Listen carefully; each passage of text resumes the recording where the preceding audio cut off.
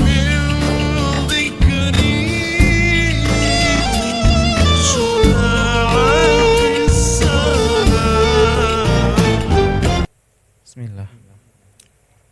السلام عليكم ورحمة الله وبركاته. الحمد لله رب العالمين. الحمد لله حمدا يوافي نعمه ويكافي مزيده.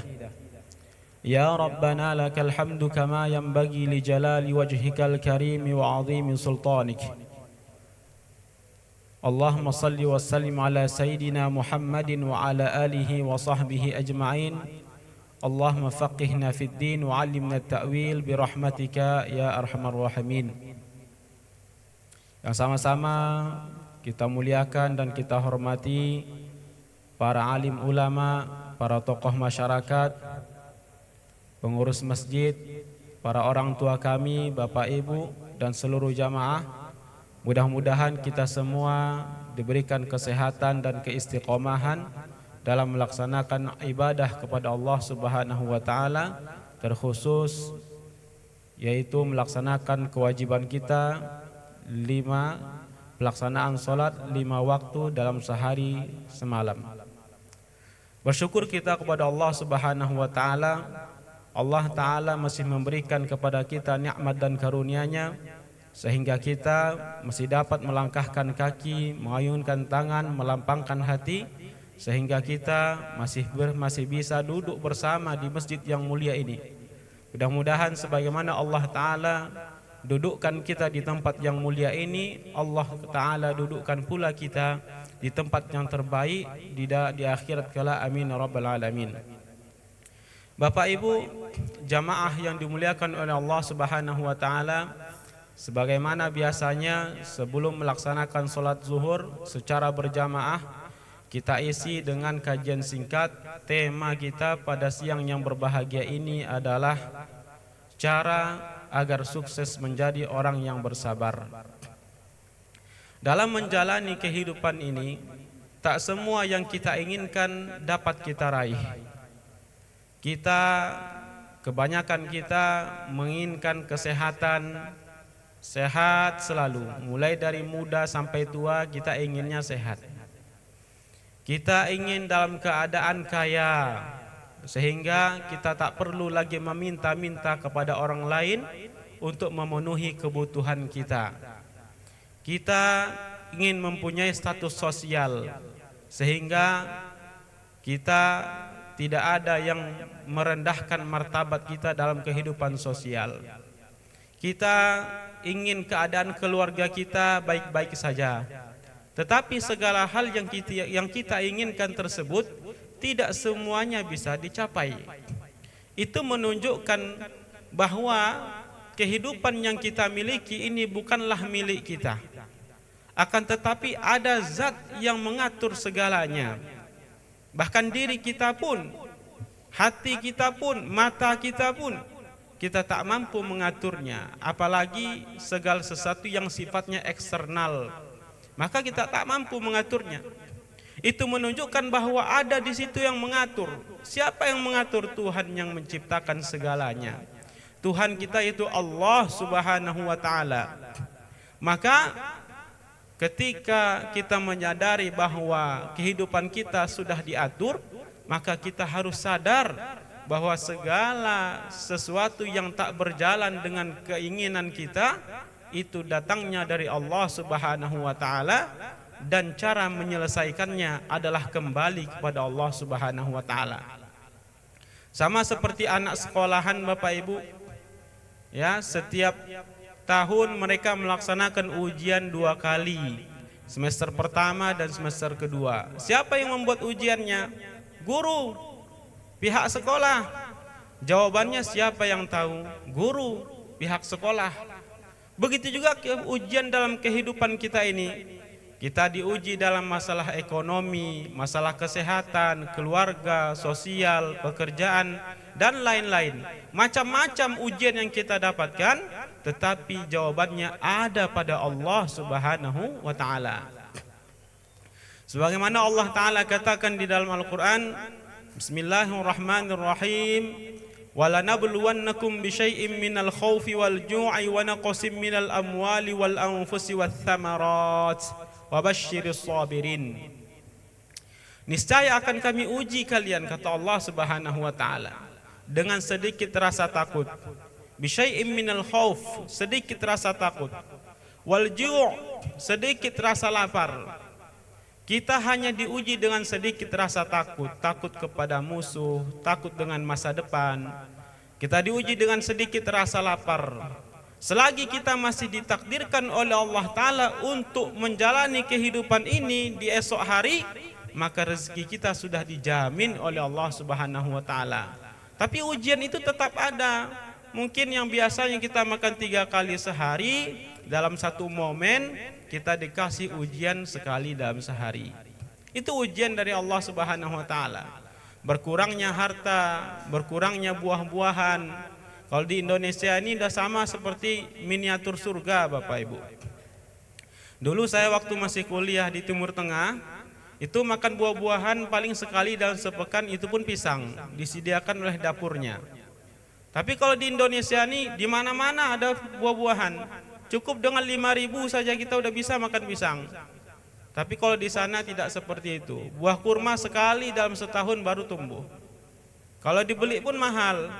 Apalagi kita sebagai mahasiswa. Kita diuji dengan sedikitnya rasa buah-buah. Sedikit buah-buahan ada di rumah. Atau tak ada sama sekali. Coba bayangkan dalam sebulan di rumah tak ada pisang. Minimal itulah yang murah. Tak ada anggur, tak ada apel, tak ada mangga dalam setahun. Apa rasanya? Agak kering rasanya kehidupan tuh. Makanya di surga, salah satu yang menjadi favorit ahli surga adalah makanan buah-buahan. Buah-buahan lezat di sana. Wabashshirim minats tsamarat rizqan lakum. Dari buah-buahan sebagai rezeki untuk kalian. Kemudian kita diuji juga dengan apa? Wa naqsim minal amwali wal anfus, kehilangan harta, kemudian kehilangan orang-orang yang kita cintai, entah itu bapak kita, ibu kita, istri kita, suami kita, anak kita, sahabat kita, kerabat kita. Intinya segala nyawa yang diambil oleh Allah Subhanahu wa taala adalah ujian yang Allah taala persiapkan untuk kita. Tetapi apapun ujian yang telah disiapkan oleh Allah Subhanahu wa taala, ternyata jawabannya cuma satu, yaitu kembali kepada Allah Subhanahu wa taala dan menjadi orang-orang yang bersabar. Allah taala katakan, wabashshiris sabirin, berilah kabar gembira kepada orang-orang yang bersabar. Pertanyaannya, sabar tidak seperti indah diucapkan. Mudah diucapkan akan tetapi pahit ketika dijalankan. Mampukah kita menjadi orang yang bersabar? Memang judul sabar ini sering sekali diceramahkan. Tetapi selagi kita masih hidup, kita masih membutuhkan kesabaran. Wa dzakir fa inna dzikra tanfa'ul mu'minin. Memang kalau keadaan kita sedang baik-baik saja, semuanya baik-baik saja, seolah-olah kita tak butuh dengan kesabaran. Tapi di saat kita diguncang dengan ujian, terdengarlah ceramah oleh ustadz, ya, tentang bersabar. Akhirnya apa? Kita terobati dengan nasihat kesabaran. Allah Ta'ala sudah begitu mengatakan, beri peringatanlah, ingatkanlah orang beriman tersebut. Fa inna dzikra tanfa'ul mu'minin. Karena peringatan tersebut, nasihat itu bermanfaat bagi orang-orang yang beriman, yang yakin kepada Allah Subhanahu wa taala. Maka setidaknya ada 4 hal yang harus kita lakukan dan harus kita tanamkan di dalam hati jika kita ingin menjadi orang-orang yang sabar. Agar kita mudah mendapatkan kesabaran di dalam hati, 4 ini jangan hilang, Bapak Ibu. Jangan hilang dalam kehidupan kita. Yang pertama adalah yakin bahwa musibah adalah ujian yang Allah Ta'ala berikan kepada kita dan telah disiapkan pahalanya kepada orang-orang yang bersabar. Makanya di dalam Al-Quran Allah Ta'ala katakan, wa innama yuwaffas sabiruna ajrahum bighairi hisab. Hanya orang-orang bersabarlah yang telah disiapkan pahalanya bighairi hisab, tanpa batas. Jadi seketika ujiannya tanpa batas, maka pahalanya pun tanpa batas. Saat ini kita dapat ujian, dapat satu pahala. Besok kita dapat ujian, kita bersabar, kita dapat pahala. Nah, pahala itu tak akan disia-siakan oleh Allah Subhanahu wa taala dan akan kita lihat balasan tersebut di akhirat, dan itu akan menggembirakan hati kita. Di dunia ini kita bersedih karena ujian tadi, perih rasanya, tetapi ketika kita bersabar, kita terima hal tersebut, nanti di akhirat kita akan bahagia dengan balasan yang telah Allah taala siapkan. Jadi kita jangan sampai berkecil hati ketika mendapatkan ujian. Ingat, ujian tersebut tak disia-siakan oleh Allah taala. Sabarlah, karena di balik kesabaran ada pahala yang Allah taala siapkan. Kemudian yang kedua, yaitu harus kita i'tikadkan di dalam hati bahwa segala yang kita miliki adalah titipan dari Allah taala. Memang mobil itu milik saya, tapi kepemilikan hanya di dunia. Tapi pada hakikatnya hanyalah amanah dan titipan oleh Allah Subhanahu wa taala. Kekayaan saya, ya, kesehatan, pangkat, jabatan, kita i'tikadkan semuanya adalah titipan dari Allah Subhanahu wa taala. Jangan sampai kita terlena sehingga merasakan bahwa itu adalah milik saya. Ini harta ini milik saya. Berkat saya yang sungguh-sungguh berusaha sehingga saya mendapatkan kekayaan. Jabatan ini milik saya, keluarga ini milik saya, kesehatan ini milik saya. Akibatnya apa? Ketika keadaan berbalik, dicabut oleh Allah Subhanahu wa taala, disitulah hati menjadi jatuh. Maka penting kita untuk mengembalikan segala sesuatu kepada Allah Subhanahu wa taala. Makanya di ayat selanjutnya, wabasyiris sabirin, berilah kabar gembira kepada orang-orang yang bersabar. Siapa orang bersabar tadi? Alladzina idza asabathum musibah qalu inna lillahi wa inna ilaihi rajiun. Mereka adalah orang yang ketika mendapatkan musibah, mereka katakan sesungguhnya kami adalah milik Allah dan kami akan kembali kepada Allah. Kami milik Allah taala. Kalau saya sudah milik Allah taala, berarti rumah saya milik Allah taala, pakaian saya milik Allah taala, jabatan saya milik Allah taala, keluarga saya milik Allah taala, anak istri saya milik Allah taala, orang tua saya adalah milik Allah taala. Yang paling bahaya itu adalah perasaan terlalu memiliki. Kalau terjadi kebakaran di kota, kemarin terdengar ada yang mendapatkan musibah, sekian ruko terbakar, ada bapak ibu yang menangis? Ada bapak ibu yang bersedih? Ternyata tak ada. Kalaupun bersedih, bersedih sedikit saja. Kenapa begitu? Karena tidak merasa memiliki. Tapi kalau kepemilikan, coba ruko kita yang terbakar, rumah kita yang terbakar, anak kita yang diambil. Ketika kita lupa bahwa itu adalah titipan dari Allah Ta'ala, perih rasanya. Duit 1.000 kalau hilang, Bu, dicari? Mungkin dicari, mungkin enggak. Kenapa? Rasa kepemilikan lemah di situ. Tapi kalau udah 1 juta, 100 juta, 1 M, mulai ngeblank.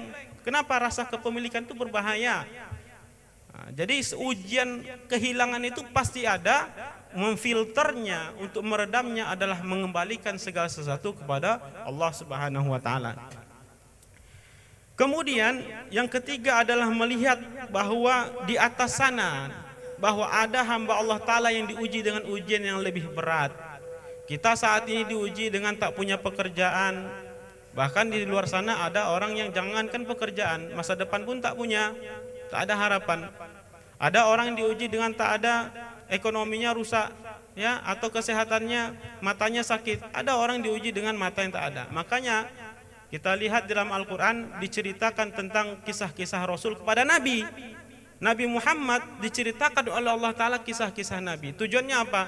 Untuk meringankan beban yang ditanggung oleh Nabi Muhammad sallallahu alaihi wasallam. Wa kullan naqussu 'alaika min amba'ir rusul ma nuthabbitu bihi fuadak. Kami ceritakan kepada engkau cerita tentang Rasul. Tujuannya apa? Untuk mentegarkan, mengkokohkan hatimu. Maka kalau kita lagi sedih Bapak Ibu, maka lihatlah orang yang mendapatkan ujian yang lebih berat kepada kita. Mudah-mudahan itu membuat kita merasa lebih lega dan merasa ringan. Yang terakhir adalah segala ujian yang kita hadapi itu sebenarnya Allah Ta'ala sedang menempah kita untuk menjadi pribadi yang lebih kuat, kokoh, berhati baja. Tetapi dengan syarat apa? Kita melaluinya dengan kesabaran. Dulu waktu SD, soal SD itu berat rasanya. Tapi setelah kita lewati jadi SMP, soal SD itu menjadi mainan. Ketika kita SMP, berat rasanya pertanyaan ujian di SMP itu. Setelah kita SMA, itu menjadi ringan. Kita waktu jadi anak-anak dilarang oleh orang tua main, berat rasanya. Tetapi setelah kita sudah dewasa, larangan hal seperti itu, tak boleh main, tak boleh, itu hal yang biasa. Artinya apa? Ketika kita lalui dengan tabah dan kesabaran, itu membuat kita lebih tangguh dan percaya diri dan kuat memandang masa depan dan menjadi lebih bertawakal kepada Allah Subhanahu wa taala. Mungkin ini yang dapat kami sampaikan. Mohon maaf Bapak Ibu telah mengambil waktunya lebih lama dari waktu yang ditetapkan.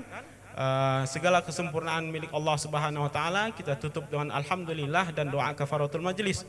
Alhamdulillahirabbil alamin. Subhanakallahumma wa bihamdika asyhadu an la ilaha illa anta astaghfiruka wa atubu ilaik. Assalamualaikum warahmatullahi wabarakatuh.